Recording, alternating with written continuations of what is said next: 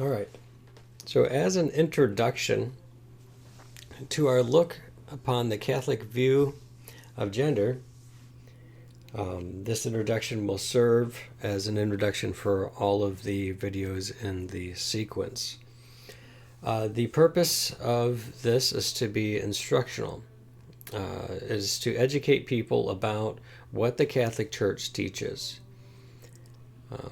Right now, I'm discerning to be a lay Dominican, a very long process that may or may not result in me becoming permanently professed. But nevertheless, I will always embody the desire to teach the culture what the church has to say on any given topic. It doesn't matter what topic it is. If it's in the culture and I recognize it, then I can apply Catholic teaching to the situation and I can elaborate on it so people know what the church has to say and that the church's voice is part of the civil dialogue. Well, some people don't like the word controversy. We see in culture that we live in a pluralistic society. There are people with varying ideas, and when the term controversy is applied, it's simply recognizing that within the culture that there is a debate that is going on, a fight for morals and values, definitions of terms. And this is something that's been going on for quite a while. The progressives continue to shift the culture away from traditional understandings of gender, of marriage, of what is a man, what is a woman, what is a baby, and all of the sort. Everything is completely redefined by other people. But while cultures shift and move and are different in every age, the church simply remains firm. It doesn't change its definitions. It doesn't modify itself. It doesn't model itself after any ideas that may become popular within a culture. So the trans trending is being popularized in our culture with its own anthropology, with its own morals and values. And as such, the church simply recognizes that there's something going on and will just speak to it as it always has throughout the centuries, no matter what the topic may be. So this is a very important topic. A lot of people are impassioned when it comes to this topic. I know particularly progressives often become irate and violent when it comes to those who really want to shape and mold the culture in their own image. As such, we often see a militant activism. We see ideological warfare. All things traditional must be torn down and demolished. Everything must be destroyed, and a society that is built upon their own morals and values is the end goal. Now, of course, all societies will have morals and values, and the real question is whose morals and values are going to take center stage. And so that is where the battle for ideas takes place. While researching this particular issue, there are two books I want to recommend, and I will continue to recommend them throughout the series. The first is Ryan Anderson's book, When Harry Became Sally. This is an excellent, very well done text that covers things you may not even considered. It looks at it from a historical perspective, from a medical perspective, and it responds very well. So Ryan Anderson's book, When Harry Became Sally. Another book I've read, and I also recommend, is Abigail Shire's book, Irreversible Damage, The Transgender Craze Seducing Our Daughters. This is a most excellent text. She doesn't come at it from a religious perspective. I think she may have a Jewish background, I believe, but beyond that, it's a very good text. If you don't read any other books on the subject, this particular one would be good. For our purposes, we're going to be reading through Jason Everett's book, Male, Female, Other, A Catholic Guide to Understanding Gender. For those who are not familiar with Jason Everett's work, he does a lot for teens, teaching John Paul II's Theology of the Body. He speaks firmly on sexual Catholic ethics, speaking to marriage and the ills of contraception and all the rest. And he decided that he was going to write a book on this subject, and I'm very happy to purchase his book from his website, chastity.com. I do not believe you can purchase the hardcover version of this on Amazon at the moment, despite the fact that it came out last year. In fact, the introduction to the book looks like it's dated October 7th, 2022. This will be a short introduction, so this will not be a very long stream without discussion. There's only 8 pages in the introduction, but the format of the book is each of the chapters are entitled an objection of some sort. For example, chapter 1 says each person has their own gender identity. And then he goes on to discuss that from a Catholic perspective. Chapter 2, gender is a social construct. And so then he goes on and talking about that. So these are the different claims that gender theory would make. And then he spends the whole chapter kind of addressing those claims that are made.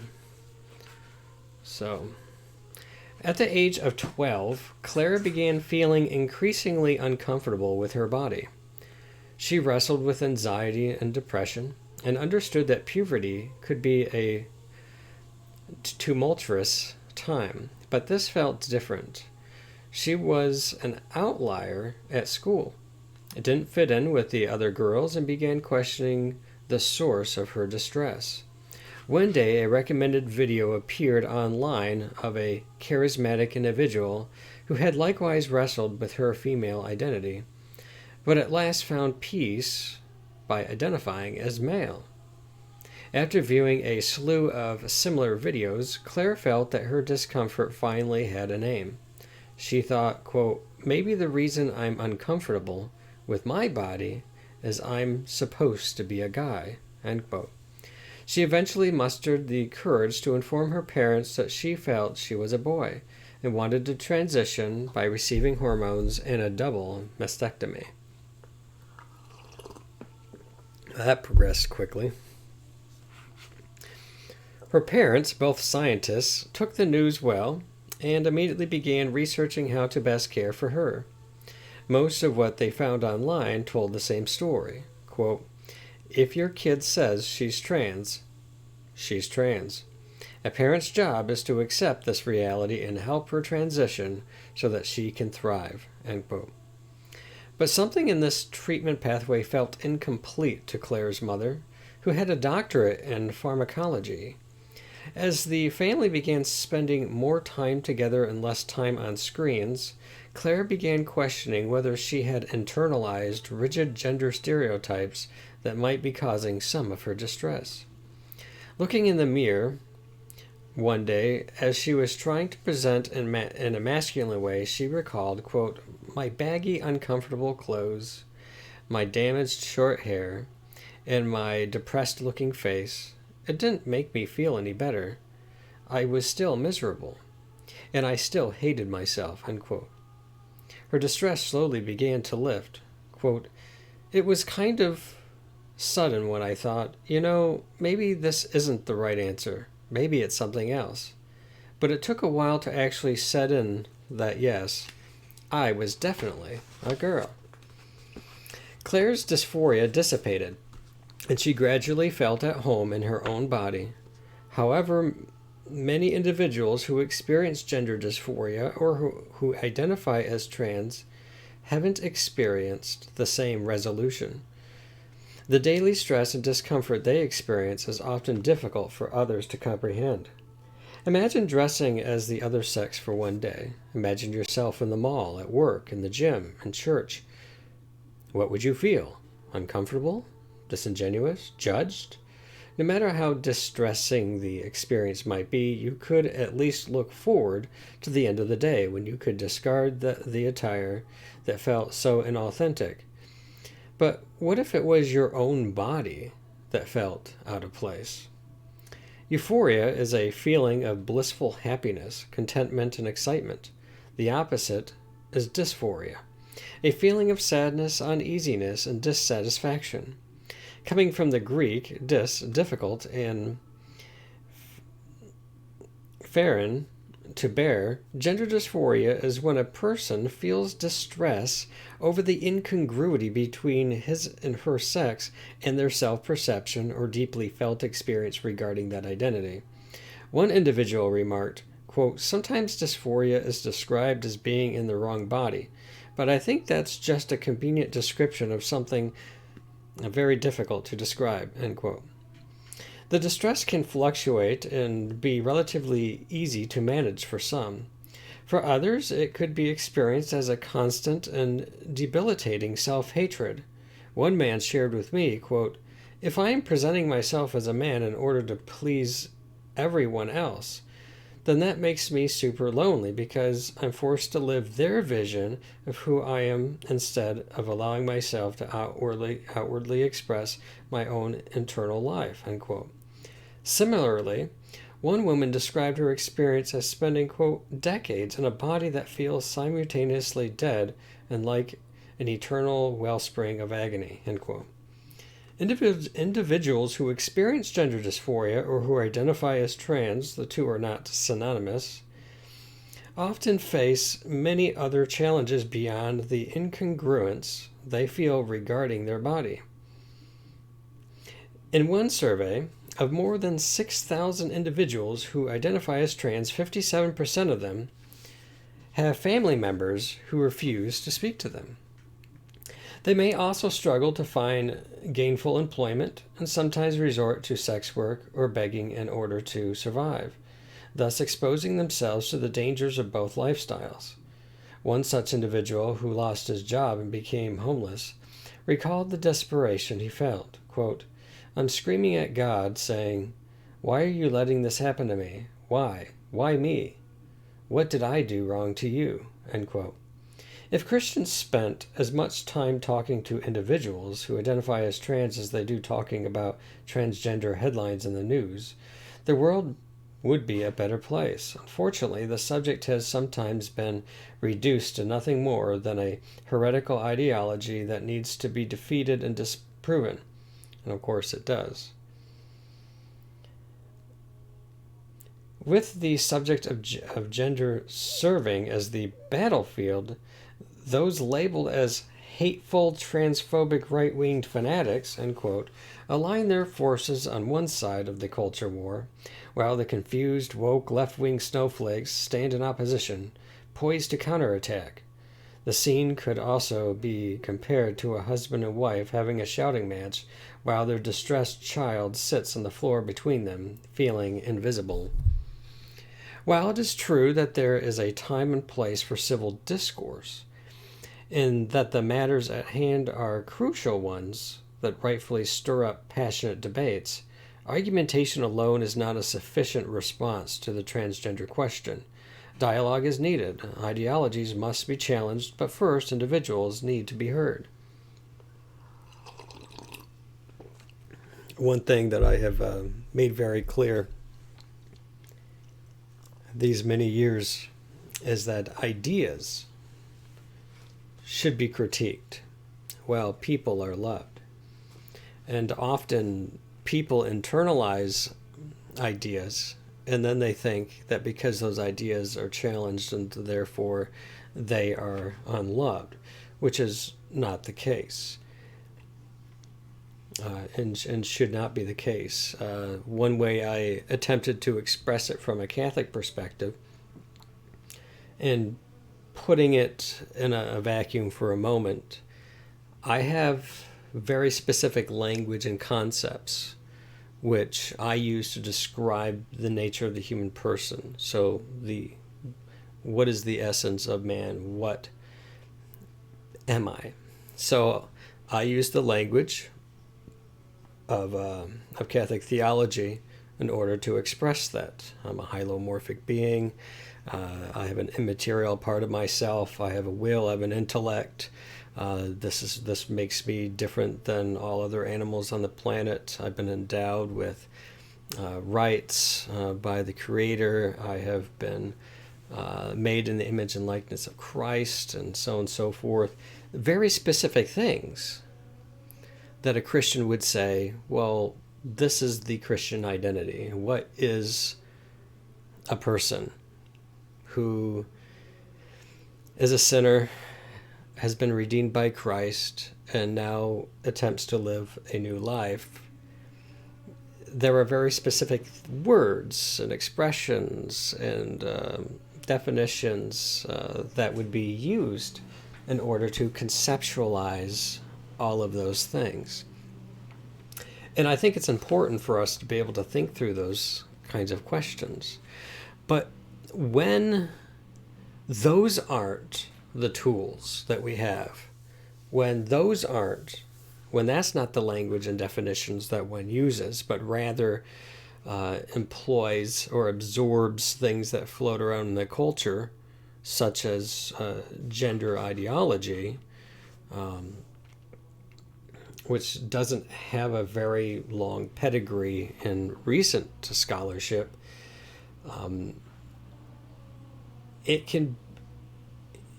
people can begin to become unstable. Now, what is interesting is if somebody came to me and said, Chambers, I think you're full of crap, all of this Catholic stuff, all this hylomorphic language, all of this, your entire conception of the human person, your anthropology, everything is absolutely wrong. Here's why. These are my reasons why. And they will offer their rational demonstrations. I will not feel slighted at all. I do not become unstable. I don't become irate. I don't even become irritable. Because ideas are either good or bad on their own. So it doesn't really matter to me if somebody else thinks that my ideas are bad. What's important is that they're objectively good, that they are in accord with divine and natural law. What matters to me is that it makes the most sense out of the human condition. Our religious character, our sense of fallenness, and our desire for eternity, and to be more virtuous than we are, and so on and so forth. Christianity just makes a lot more sense to me in the whole scheme of things. But the thing is even though I would think of myself within the framework of that worldview, if somebody critiques the ideas of that worldview, I don't personally feel attacked. And I think that's one thing that I would have to better understand, is when somebody else's identity is so unstable, so fragile, that just by stating something contrary to their ideas leads them to become unhinged in some ways. It's very disconcerting to me. I don't like to see people hurt emotionally. I certainly don't like seeing people struggle with things at all. So I don't at all have any angst or vial to throw here. No poison to throw. Rather, I'm more concerned than anything. As a Christian, I'm called to will the good of the other for their own sake, and that means wanting to see other people grow in virtue. And it's difficult to watch people who seem to be more unstable mentally and emotionally, struggling and wrestling with something. It doesn't make it easy for them, which is why Jason Everett takes a pastoral approach of really listening to the kids that he speaks to. He does seminars and he speaks to teens, and he really listens to them. He's going to have some really interesting stories in here, I hear. So, and a lot of times by just listening to what may underlie the interest that these kids have had in these ideas, sometimes are rooted in other issues, which are quite fascinating. And given the fact that most people who struggle with some sort of discordance in this sense, because the body is changing through the process of puberty, so things are looking different, things are feeling different, and that can be a little unsettling for some people. And so it's not uncommon for people to have concerns and struggle through that process. Most people who go through that process desist. Their identities are in accord with reality. They grow comfortable with the changes that have taken place, and it makes sense that one would have to do that because when you're a kid, you're looking at yourself in the mirror one way, then all of a sudden, a boy grows into a man. He's got more hormones raging. His bone structure is strengthening. He's having growth spurts. He's looking at his peers going through the same process. It can be a very uncomfortable process that one goes through. I was always short, so like everybody was getting tall, and I was just small. So we do recognize those sorts of things. Some people don't even give it much thought at all, but other people, they actually do. They become very, very uncomfortable in their own skin, kind of thing. And one should listen to that and be very cautious how you treat people. But I think it's very dangerous. It's very insidious even for some of the ideas that are out there that are trying to offer some sort of alternative explanation for why they feel uncomfortable.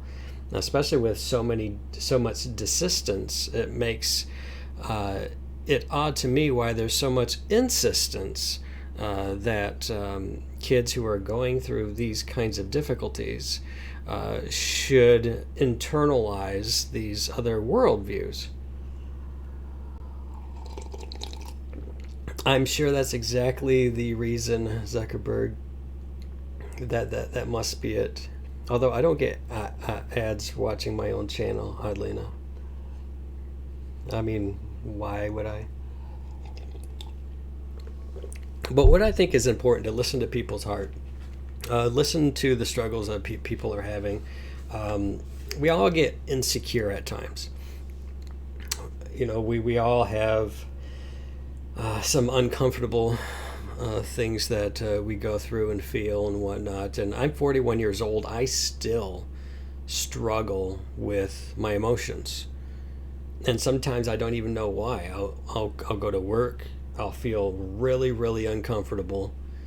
And like everything's fine. Nobody's judging me. Nobody's doing anything. I just feel completely and utterly insecure. And then later the afternoon, I feel fine. I might be even angry or super irritable with a coworker or something.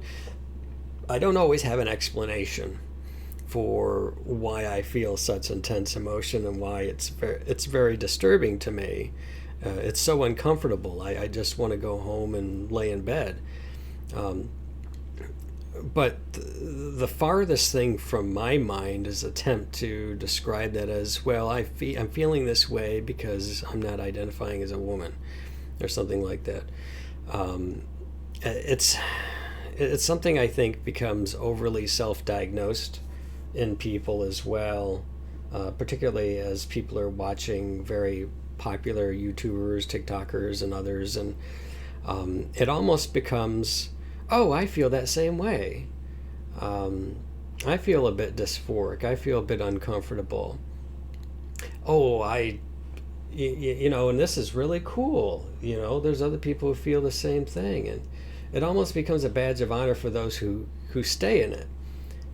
It's almost like people are like, man, I really hope I'm not one of those desisters because, I really want to present myself like one of these popular YouTubers that basically took all the body altering drugs and the bodily mutilations to attempt to mold human nature like Plato into a perception, to align with a perception in the mind.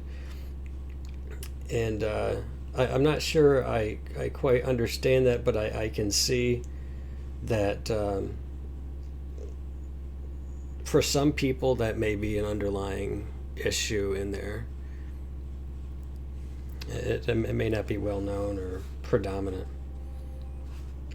All right, a subheading here: to those who identify as trans. If you experience gender dysphoria or identify as trans, the first word you deserve to hear is, I am sorry if you have ever been made to feel that you don't belong in the church. Everybody belongs to be in the church, no matter what we're going through. I said a few streams ago, everybody's welcome to sit in that pew and begin the spiritual journey, because we all have to start from somewhere. You might as well just start now. You are not the church's enemy. It's the ideology that's contradictory to Catholic teaching that is the church's main concern when it comes to the battle for ideas. But as far as the people, yes, so there are people, I think, that are genuinely deceived and led astray, even victimized by these really bad ideas. And to some extent, we could certainly have pity on those who have been led astray and dragged through the mud. The human nature and the perception of themselves is being dragged through the mud, and it can get really demonic real fast and gross. But when it comes to all of these things, the main concern is for the human heart to grow in sanctity, right? The human heart to remain in sanctity. I kind of liken it to, let's say you have, so there's two things that pop in my mind. One is when the woman who was caught in adultery was thrown at Jesus' feet. And Jesus looked at everybody and said, let he who is without sin cast the first stone. And his point had to go along the same lines as, we either have or are in the same boat. We all have needed grace at some point. Jesus makes it very plain that this wasn't because people were judging her sin. He clearly recognized the sin and even told her to go and sin no more. Gave her a command to stop doing the stuff that you're presently doing. But he had compassion on her, and it probably had to do with her disposition. On the other hand, there were the Pharisees, the proud, the arrogant ones, who confronted Jesus, tried to trick him up with their words, who were very aggressive. And Jesus' response to them was different. His response was to call them whitewashed tombs, and John the Baptist called them a brood of vipers, and Jesus called them hypocrites and other things. You have to understand that in these particular cases, Jesus is opposing pride. He's opposing the proud. So let's say you have militant activists out there who are just really going at it, who are fighting with people, trying to be cultural warriors, and so on and so forth. You can be firmer with them with your words, certainly, because you're confronting their confrontations, because they're being aggressive, they're being militant in their activism, and so you can be firmer in standing your ground. I would say that there's a lot of people who aren't like that, who may still be victimized by the ideology, who may, unfortunately, been swept up into it. I've had some conversations with people who are actually very good-natured, and as such, I've been able to have some depth, some substance to the conversations that we have had, which has been much more productive than some of the previous experiences I've had. I'm always open to open inquiry. People should be able to ask questions, the free exchange of ideas where we can talk, we can dialogue, we can share back and forth. We can be patient with one another during that process and develop mutual understanding, because if there's a bad idea out there, it needs to be recognized as such. It needs to be understood for what it is, so you're not straw manning, arguments and so on and so forth when you're pushing back against ideas. You want to understand what the best arguments for any particular idea that might be out there. Understand what those ideas are. And remember, don't, attack people. Don't attack them personally. Don't give in to ad hominem attacks. You want to think about the ideas that they're thinking with and evaluate those and talk about that, which makes perfect sense. Hey, Hexter, welcome in. Glad to see you. And so my attitude has always been one of compassion, which some people might not believe, but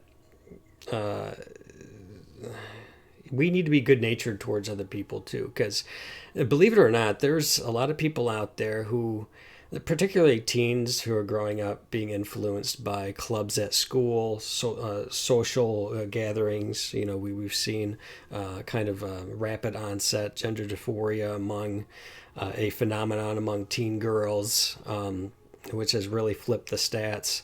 And we see the influence of YouTube, TikTok, and other forms of social media, and Instagram and Twitter and all the rest, who people are being shaped and molded by these things.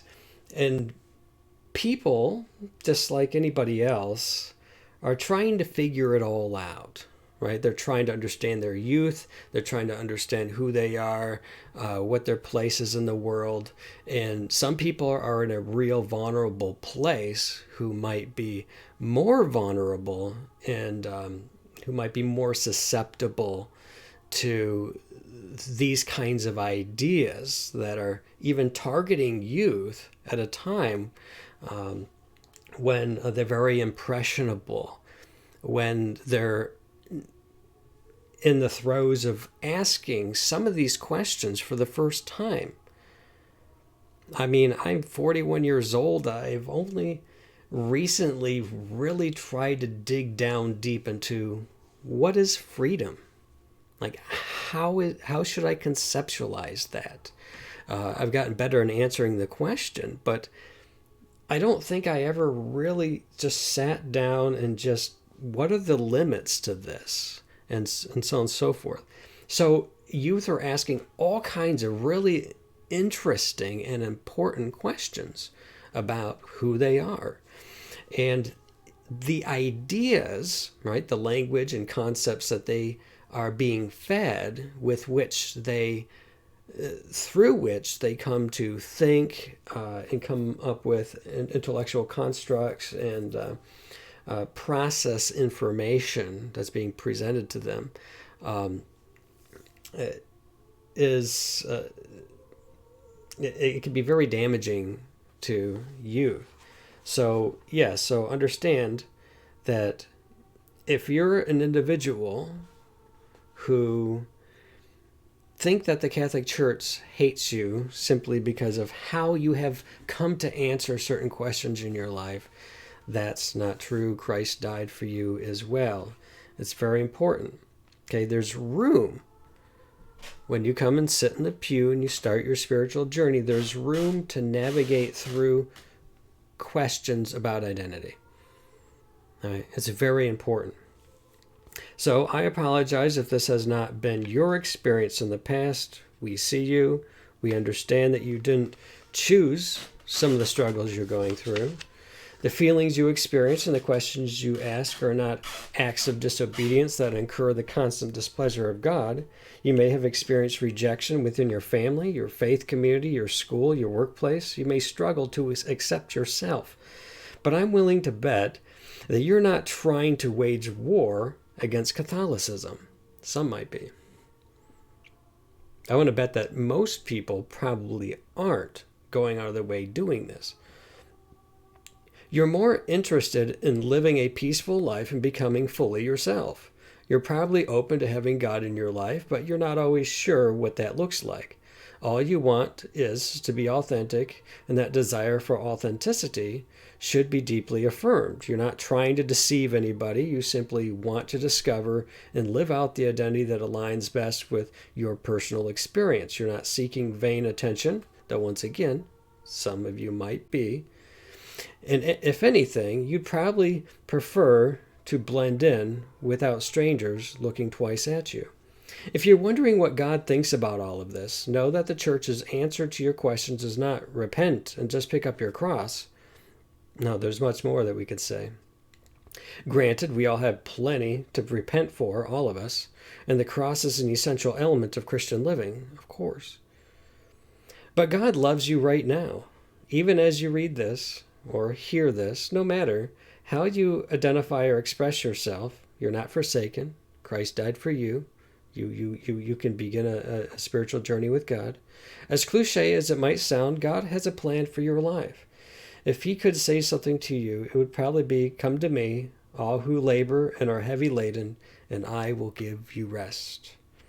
Isn't that so beautiful that we can come to Jesus and he can just give us a kind of peace and rest? Because if we are anybody, right, if we think of who we are in any way whatsoever, we should understand ourselves in the light of God's love for us and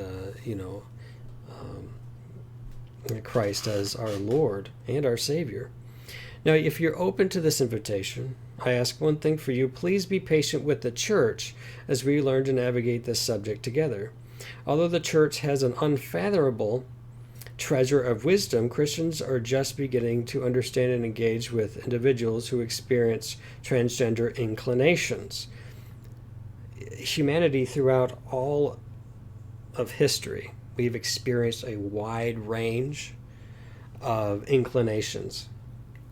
And the church does its best to address what inclinations are healthy for us to explore and which ones we should probably ignore.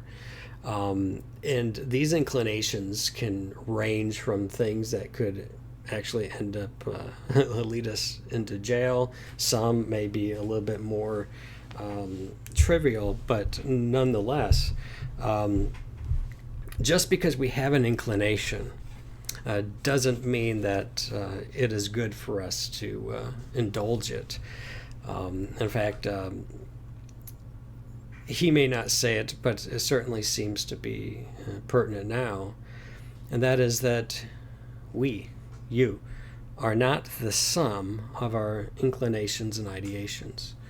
All right, so we don't have to internalize every passing thought that we have through our mind. We don't have to define ourselves based upon every inclination that we might feel, because some might be more passing, and those that aren't, some need to be disciplined, and so on and so forth. And so it's just important to keep in mind that what Jason Everett's ideas here about having compassion towards something that seems to be unique at this particular point in time in our culture. And he certainly wants to spearhead the best approach to help people who are struggling and looking for answers. And the church needs to show up, sit alongside of people, listen to people, help them, and lead them, right?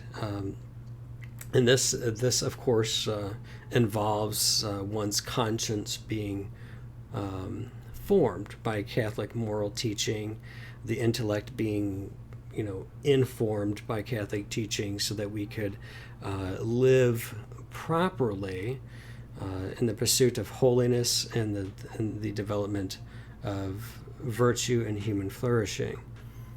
And so the church's sole concern is the saving of souls and helping us find true freedom in Christ. And that means freeing us from the dross, right? From the mire, from all of those bad ideas and ungodly tempers, misguided passions, inordinate passions, and help lead the human person in such a way that directs ourselves to our natural end, which is the beatific vision, to see God face to face, to enjoy beauty, goodness, and truth here in this life, and behold it itself in the next. If you're open to this invitation, okay, therefore, it's probably going to be somewhat messy and clumsy at times. Odds are I'll probably want to edit portions of this book 15 minutes after sending it to the printer, wishing I had nuanced portions more carefully.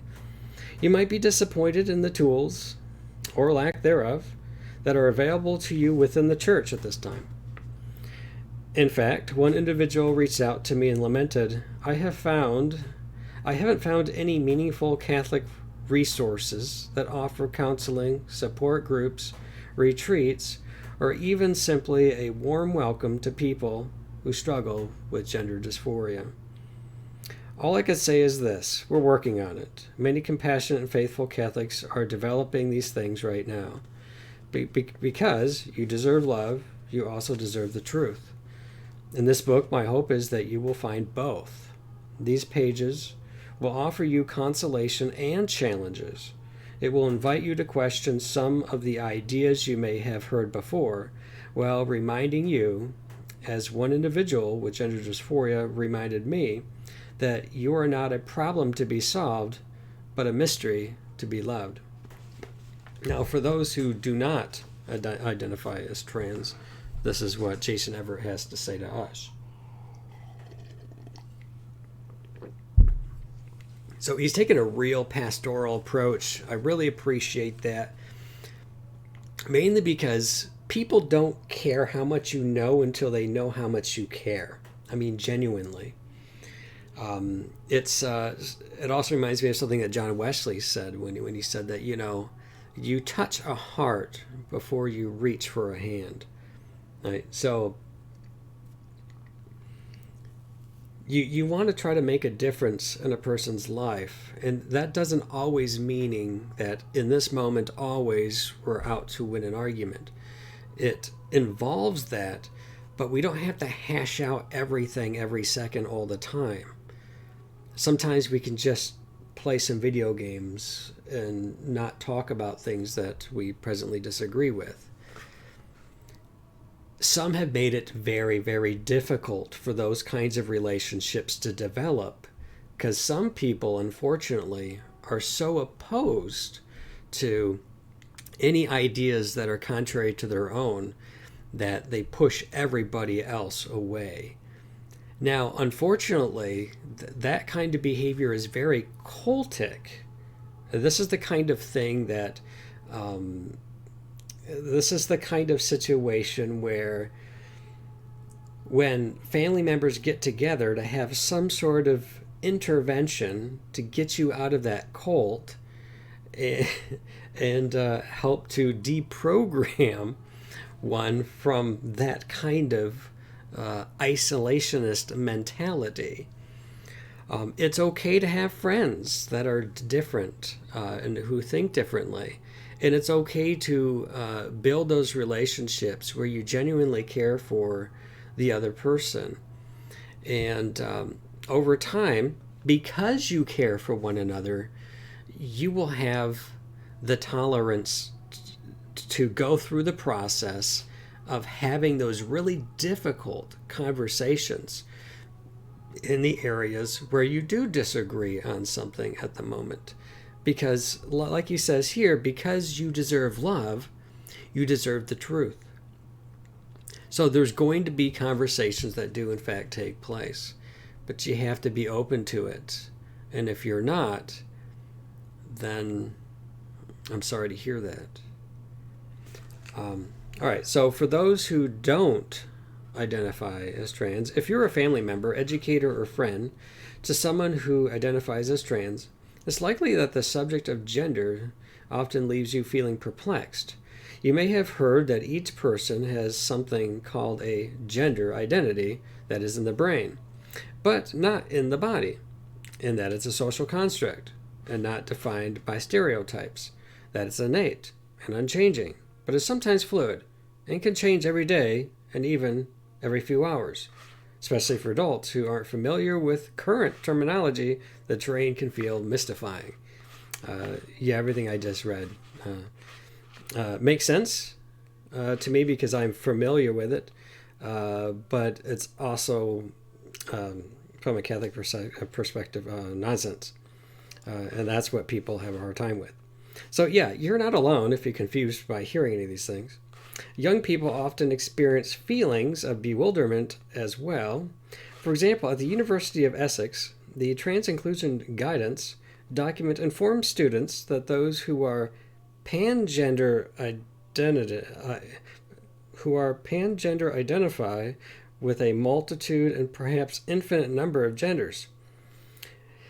A bemused individual reached out to the university by means of a Freedom of Information Act, inquiring what some of these infinite genders might be. The university replied with a list of about a dozen and added that still others are unrecognized or unknown.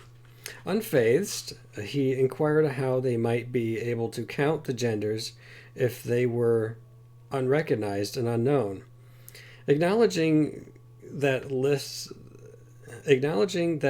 listing all of them might not be possible since it would take forever, since they said they're infinite, he asked for a sampling of 500. The University of Essex was unable to accommodate his request, noting, quote, "This is due to the self-determining nature and infinite number of genders that an individual could assign themselves to, which makes it impossible to formulate a list," unquote. He replied, quote, "To be helpful, may I suggest that another reason why you cannot provide a list of an infinite number of genders is that the list would be larger than the universe, even if the font was tiny." This exchange encapsulates the problem that often plagues discussions about gender. One group spends ample time with individuals who identify as trans without questioning the logic of the ideology, while the other focuses on the logical inconsistencies of the ideology without spending much time with the individuals. But what if clarity and charity could meet? Many who don't identify as trans are led to believe that there are only two possible responses to those who do: affirm them or reject them. Because most people would rather not be called a transphobic bigot, they keep their doubts to themselves and choose a path of unquestioning affirmation. You do you. And to that, to my Christian friends and acquaintances, it should not bother you at all what the reprobate call the non-reprobate in any particular day and age. It's irrelevant. It means nothing. So just continue to live a life of virtue. Don't care what people call you, and just continue to follow Christ and be a disciple and learn from the church and become a saint, because that's what the church will call you. All right. While those who are wallowing in perversity and depravity are calling you transphobic and bigot and everything else, the church is calling you a saint. So it should not matter to you much at all what the reprobate call the non-reprobate. Rarely, if any mention made of accompaniment, walking with individuals in truth and love. No questions are asked about what it means to affirm a person's true identity. Indeed, persons should be affirmed, but to affirm a false idea isn't love. It's false compassion. This is a huge thing. Some people think the only way to love heretics is to love their heresies. This certainly is not the case. So it is, I think, very difficult for some people to understand that for those who have internalized certain ideas, those who may define themselves as the sum of all their inclinations and ideations, who don't think that they're more than that, or they can't raise above that in pursuit of something higher, as opposed to just being a brute, or just like any of the other beasts of the field who live out of instinct. But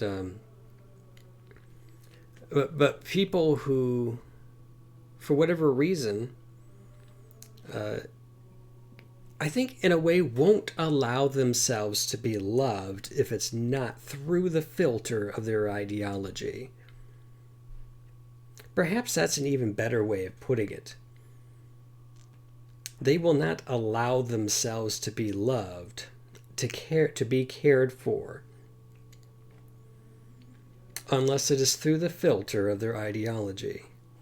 So if you're not actively affirming everything they feel and think about how they self-perceive and how they conceptualize things, then you don't love them. And I'm going to be honest, that kind of mentality will do nothing but make you're isolating yourself. All right, you're just wallowing in victimhood. You're actually cutting yourself off from people who can in fact love you, but who just don't think the exact same way as you. Like I said, that some have gotten to the point where it seems like they have a complete intolerance for any idea that's contrary to their own. They cannot allow such a person into their life to love and care for them, because some have defined love in such a way that it must only be affirming the ideas and self-perception and so on and so forth. This is very, very bad for people who are in fact doing this to themselves. If that doesn't fit you and there's some nuances and differences, that's fine. But there are people who will in fact do this. They will isolate. And it's only going to lead to greater depression. It's only going to lead to greater feelings of anxiety around other people. And they're only going to feel good around those by the way that they're trying to get loved, the way in which they're trying to be affirmed. is in the context of stuff. Now, some people who are thinking about these ideas and they find a community who will talk to them on those ideas on the basis of those ideas, and they're, you know, these, listen, because they're caring for you through the lens of the ideology. As soon as you desist, as soon as you become a detransitioner, some of these people are going to treat you like trash. And they're going to throw you to the curb because guess what? You are no longer affirming them in the way that they want to be affirmed. So once again, these people will not allow themselves to be loved in a way that they can't filter through their ideology. It's a very dangerous psychological conundrum. That, I think, is very, very dangerous. You know how many people who have isolated from me simply because I'm a Catholic and I cannot participate in certain things? They lack the capacity to be able to genuinely care for me, to remain friends with me. They don't. They want to live in their bubble. They want to keep people out of that bubble who don't think exactly as they do. But what they don't understand is I am in the exact same position as they are from me. They think differently than I do. I'm not threatened by them. If they want to be my friend, that's fine. If they want to have dialogues, that's fine. I can care for them. It's not going to be through the filter of their ideology. It's going to be on what I think is best for them. And if they can't tolerate what other people think are best for them, they're not listening to other people's hearts. Even if they think that I am misguided or ill-informed, they don't see the good nature. They don't see the friendship quality. And likewise, if it wasn't for the fact that I see this behavior on the other side, I can't be friends with a bigot. I can't be friends with a transphobe, or whatever comes out of their mouth. These people think that Catholics are just being mean and malicious. Some probably are acting mean and malicious. I will give you that. There are people who are very cruel, particularly when they're sitting behind a keyboard with little or no accountability.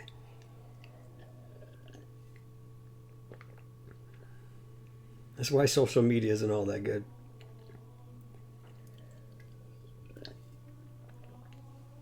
Not to say there aren't redeeming qualities. There certainly are. But people really have to do a cost-benefits analysis here.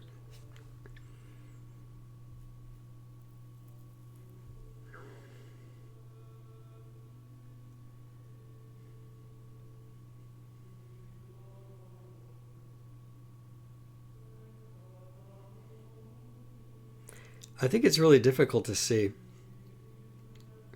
At least for me, why some people want they don't just want to be heard. That's for certain. Some people demand conformity.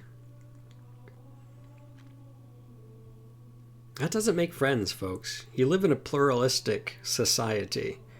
We come from all kinds of different backgrounds. There's intellectual diversity, a lot of it.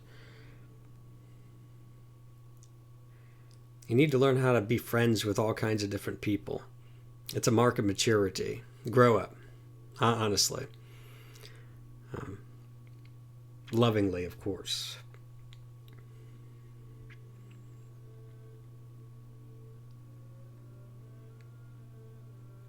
and demanding from everybody that they conform. See, here's the thing. Do I think everybody should conform to Catholic teaching? Do I think everybody's intellect should be informed by Catholic teaching? Do I think that everybody's conscience should be formed by Catholic moral teaching? Sure. I invite you to that. You see how non-threatening that was? I'm sure nobody was threatened by that. However, some, they demand conformity, and they will impose that in the most uncharitable ways. Please do not be like those people. Don't be like that. Have friends of all backgrounds. Listen to people. Develop mutual understanding. Learn how to be secure in your own ideas in the context of other people. Okay, sometimes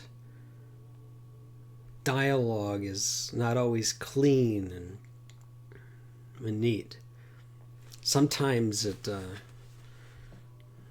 involves some challenging themes, and it can be even emotionally provoking at times. Welcome to humanity. There's people out there who are just as, if not more, passionate than you are about different things. But in our anger, do not sin. We have frustrations on all sides of things. I'm thankful to be in a marriage where my wife and I, we agree on most things. We're both Christian, we're both conservative, we both go to Mass. We both have some decently tight boundaries in the home, and we both want to develop the same sort of virtues in our children, and we both have the same sort of concerns of cultural influences. Those are the easy relationships, aren't they? Wouldn't it be nice if all of our relationships were just like that? But guess what? Not our relationships are like that. And when you really care for somebody and you really connect heart to heart with somebody, sometimes you're also willing to go toe-to-toe with them, to hash things out. This happens in marriages all across the world. There will be a difference of opinion on a very specific point, and it's worth fighting for, and they're going to hash it out. And when they're done, they're going to hug, and they still love each other. Guess what? That's how relationships work. You can fight. You can fight something out and still love the person. And people have lost the art of conversation. They don't know how to do it anymore. And maybe people are afraid to look stupid. Okay. Look stupid sometimes. But at least try. Try to relate with other people in a way that might be a challenge. It's not easy. I gravitate towards away from those things. They're unpleasant. They require a lot of work. But when you care about somebody, you're willing to have more difficult and challenging conversations. If you want to live in a social bubble artificially crafted by social media, you could do that. You can block everybody who has a single thought that is different than your own. And you can live in that. But it also keeps you very fragile. You need to learn how to toughen up. You need to learn how to lead. You need to be able to learn how to influence people different than you, to have an impact. You're not going to be able to do that effectively If you're always just preaching to the choir and having your ego stroked by likes and retweets.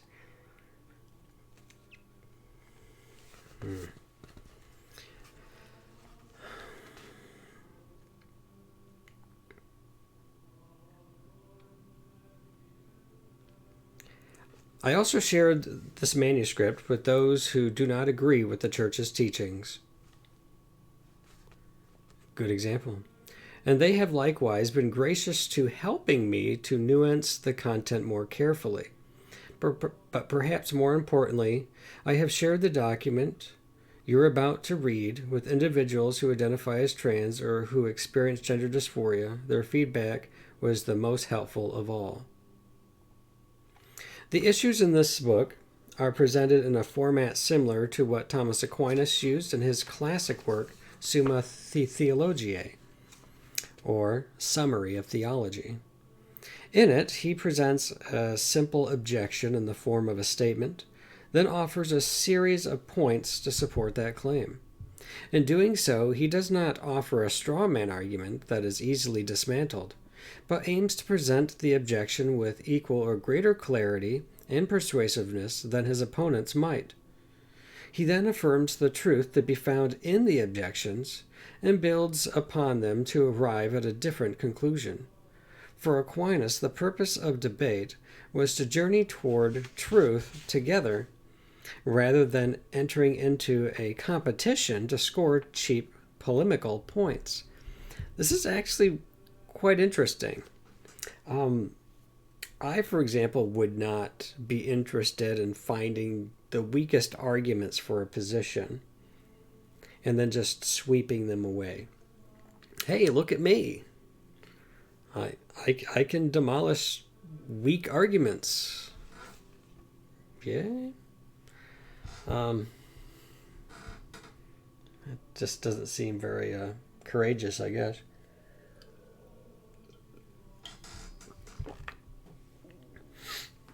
Maybe we should do things that are actually worthwhile and put some effort into it. So, finding what would be the best argument that someone might be able to make. Well, what's the best argument somebody can make, and then see if you're in your own mind if you can actually fine tune it and make it stronger than how you received it, and then set out to dismantle that argument, the strongest version of the argument that you heard. So in this way, we're not just hurling rocks to the other side of the bridge, because that's just weak. No, we're both going to march to the center of the bridge. We're going to sit down and we're going to have a game of chess. We're going to talk. We're going to hang out. And hopefully both are good-natured individuals who, like everybody else, wants to seek truth and kind of just journey together. Talk it out. I think it's interesting that, yes, somebody might not be on the same trajectory as I am. They may never be on the same trajectory. But in this moment in time, we have intersected. And I think there's something to be said for dialoguing with those we encounter on our own journey.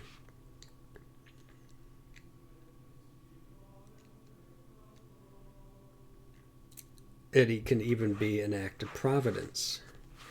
I think initially I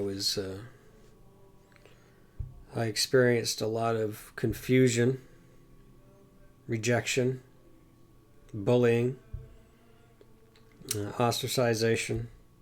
I experienced a lot of things. I was treated very poorly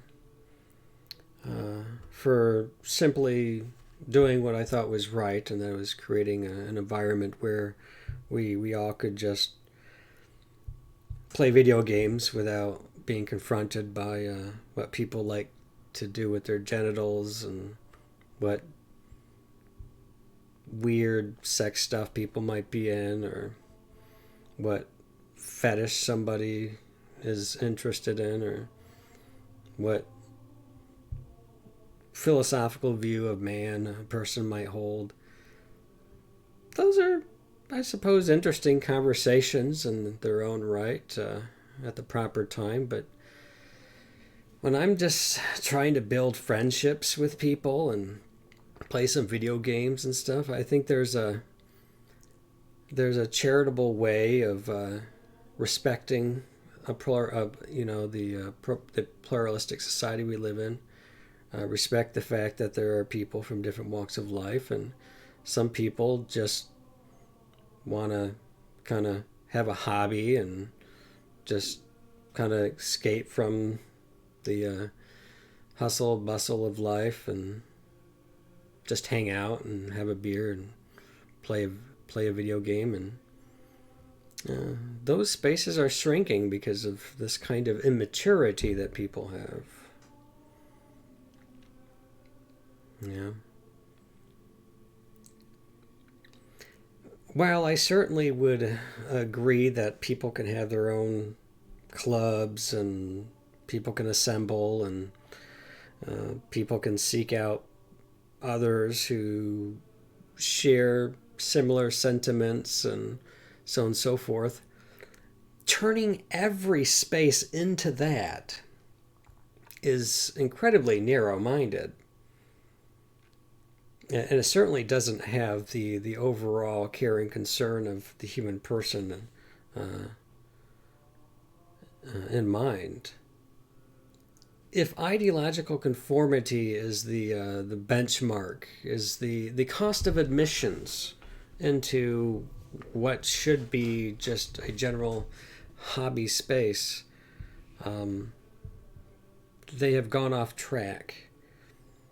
They've began to infuse what ought to be more pluralistic environments with a militant activism that attempts to hedge out of that space anybody who, in my case, I'm just a Roman Catholic trying to love everybody and would like to see people grow in virtue. And it pains me to see people dabbling in things that I see are bad for them, that are not for their betterment.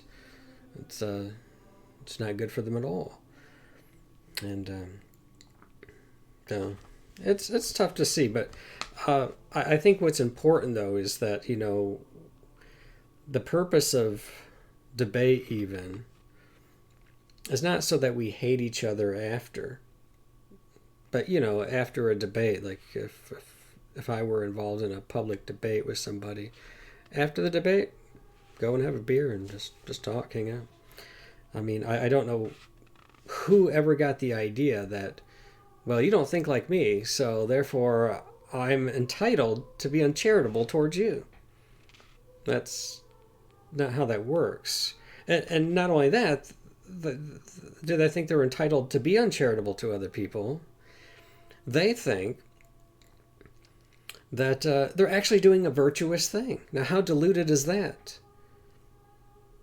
What else might they be deluded about?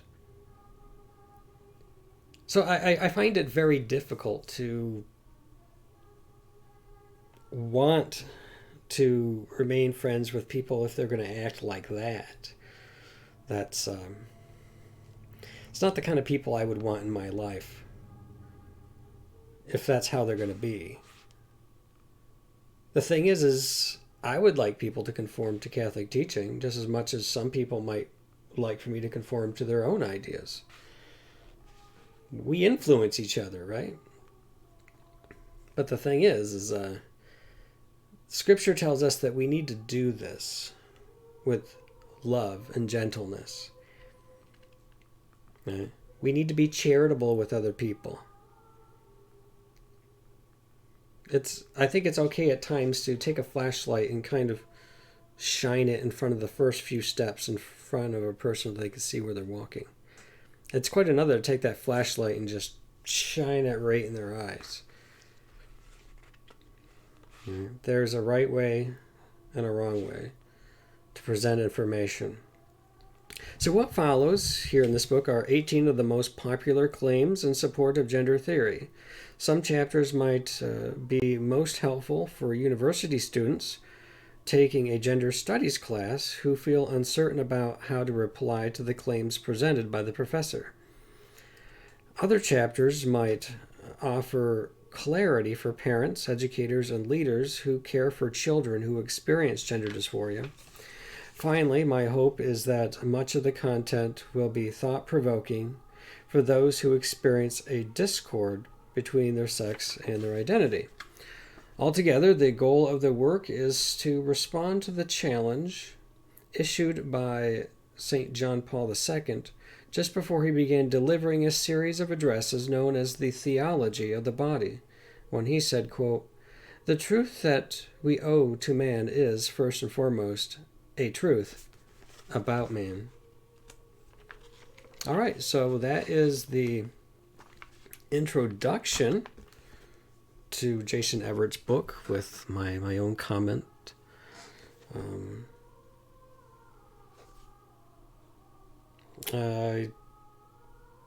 Definitely curious where he's going to go with all of it, and I know he's going to try to strike that balance between charity and truth, and which can be, I think that's the real challenge for a Catholic or a Christian in general, but I speak from a Catholic perspective here on this channel. Being able to be fully convinced of a truth and then learning how to handle that truth with respect and be able to share it with others in a charitable manner. If people are open to dialogue, then that's great. We can have a conversation.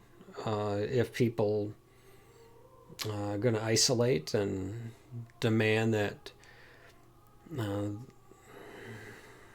the only way they can be loved is if you love their thoughts and feelings, because, I mean, come on, let's be honest. We have inclinations that we should not even consider messing with. Let's be honest.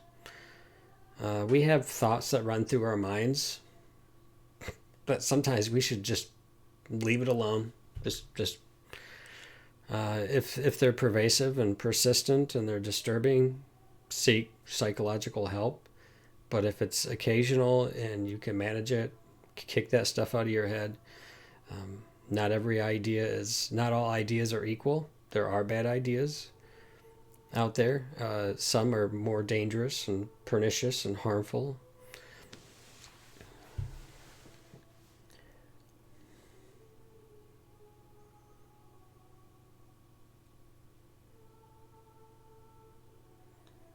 I think perhaps the hardest part of all of it is caring for people. Oh, there was something he said he didn't explain. Perhaps you caught it early on. When he was talking about there are individuals who experience gender dysphoria, and there are those who identify as trans. The two are not synonymous. I think that's important.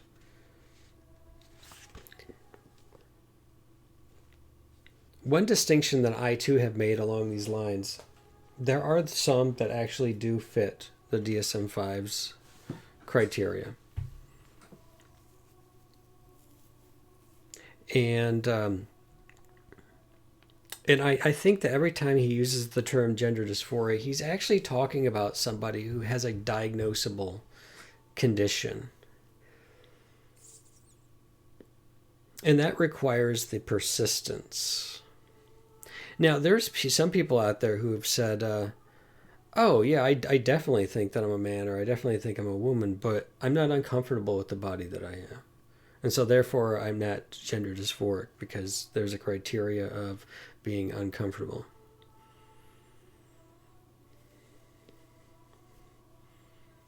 Interesting. There's some people that want that definition or that diagnosis to be removed from the DSM-5 altogether. Well,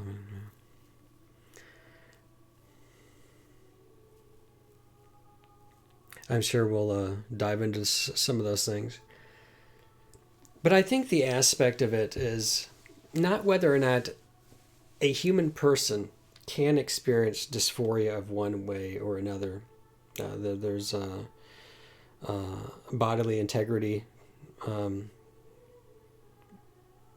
disorders. It's a form of dysmorphia, where you think you should remove a limb.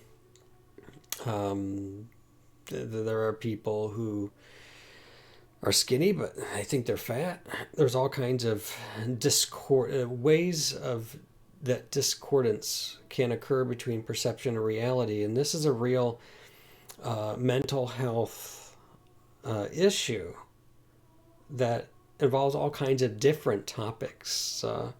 Perception can drift from reality in many different ways. Some people could benefit to be on antipsychotics and whatever might help in terms of dealing with like schizophrenia and other sorts of issues. Or maybe there are better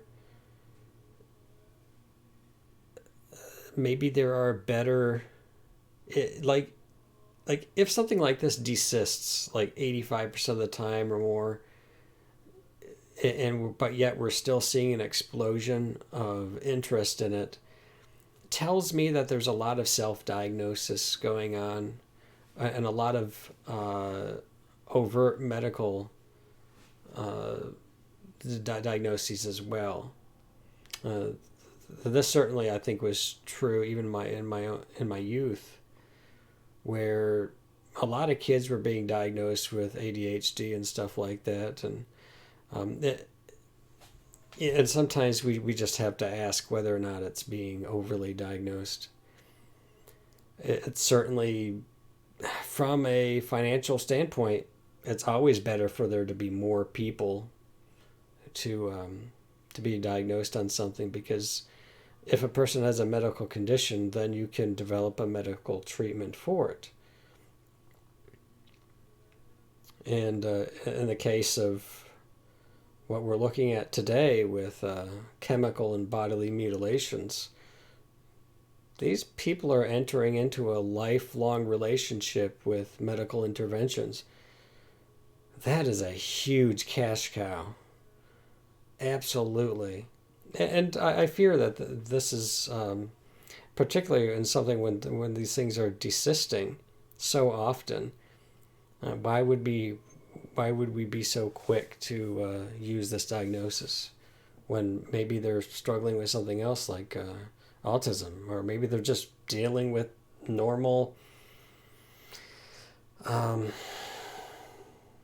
growing pains of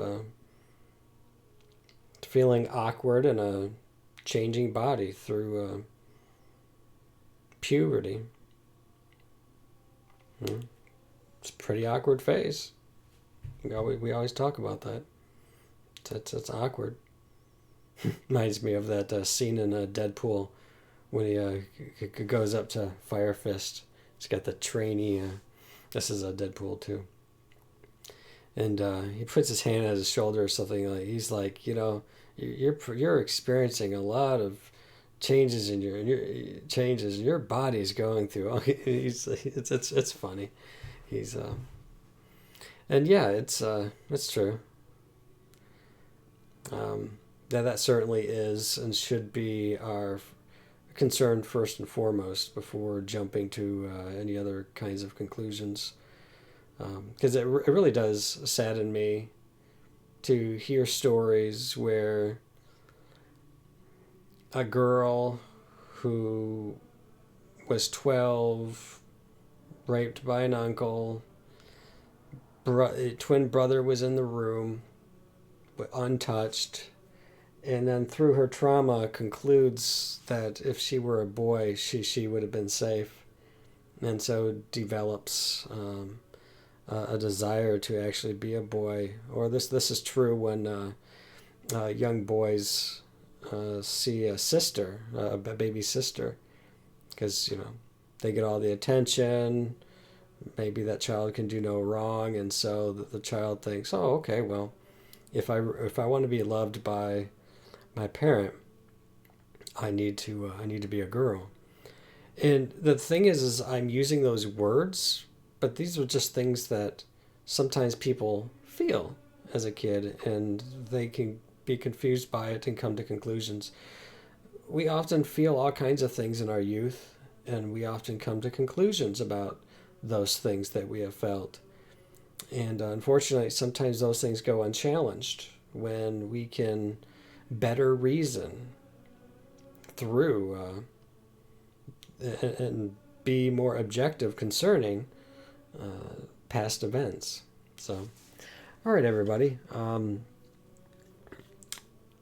think we're done here for tonight. I hope you enjoyed this introduction to A Catholic Guide to Understanding Gender. Once again, the book that we're going through is Jason Everett's book, Male, Female, Other, A Catholic Guide to Understanding Gender. And also, like I said at the beginning, two other books I would recommend if you want additional readings. The first being Ryan Anderson's book, When Harry Became Sally, Responding to the Transgender Moment. Very, very thorough, very good book.